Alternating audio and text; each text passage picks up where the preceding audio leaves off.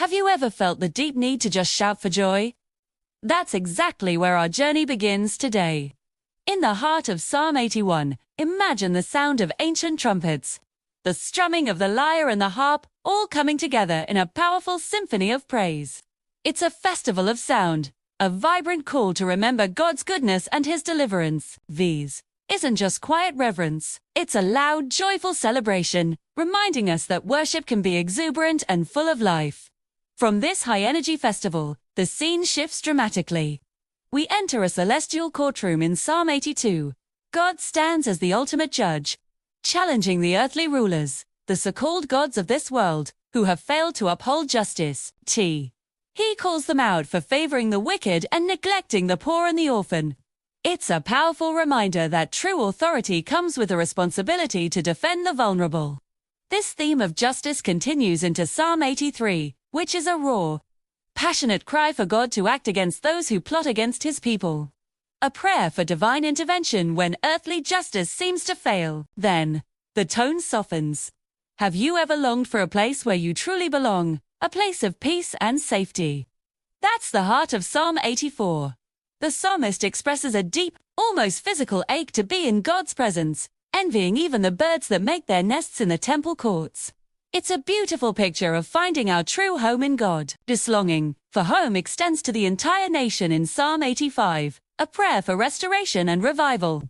It speaks of a future where mercy and truth meet, where righteousness and peace kiss a stunning vision of a land healed and forgiven by its Creator. From this national prayer, we zoom into a deeply personal one. Psalm 86 is a prayer of David, and it feels like reading someone's private journal. He's afflicted, he's needy, yet his trust in God's goodness is unshakable. He calls on God as forgiving, abounding in love, and ready to answer. It's an intimate conversation that teaches us how to approach God with our own troubles, blending our pleas with praise. Then, in stark contrast, Psalm 87 bursts forth with a triumphant song about Zion, the city of God. It's not just a place on a map.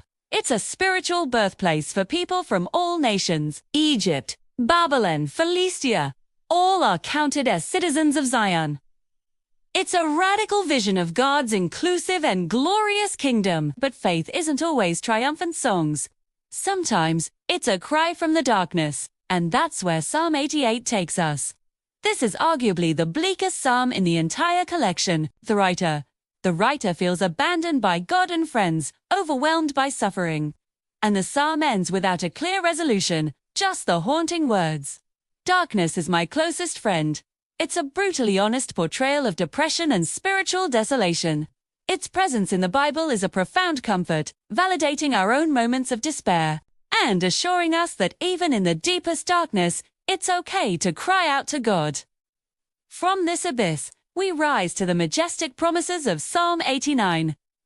This psalm celebrates God's everlasting covenant with David, a promise of an eternal throne and an unfailing love.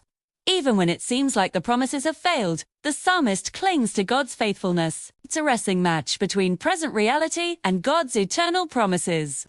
A powerful lesson in holding on to faith when everything seems to be falling apart. Our journey concludes with the ancient words of Moses in Psalm 90, the oldest psalm in the book.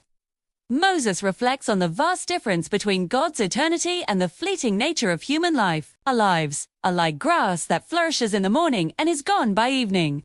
It's a sobering thought, but it's not meant to discourage us. Instead, it leads to a profound prayer. Teach us to number our days, that we may gain a heart of wisdom. It's a call to live with purpose, to seek God's favor, and to ask Him to establish the work of our hands. From jubilant praise to cries for justice, from deep longing to profound lament, and finally to a reflection on eternity. These psalms paint a rich and honest picture of the human journey with God. Thanks for joining me on this journey. If this exploration of the Psalms resonated with you, be sure to like, subscribe, and hit that notification bell for more content like this. See you next time.